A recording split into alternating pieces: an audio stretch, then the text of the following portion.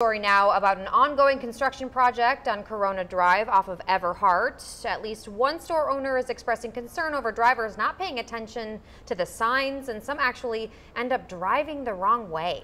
Yeah, that's what people have witnessed, and our Michelle Pedraza is out live tonight to show us what's going on. Michelle? Well, Joe, the 9-month construction project here on Corona started back in March. It starts from Everhart and it goes down to Flynn, and it is to realign the road and to place a center turning lane. But within the past 3 months, store owner Keith Hansen says he's seen too many wrong-way drivers not paying attention. He's expressed that he's even had to come out here and direct cars himself. And the Corpus Christi Police Department has also been called out here for traffic complaints.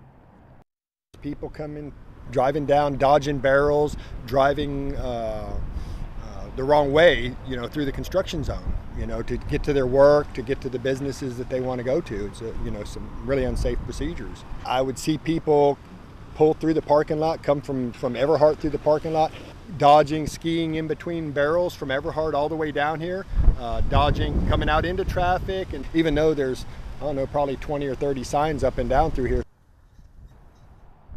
And after getting feedback from the police department, the city's engineering department put a new plan together that just went into effect today.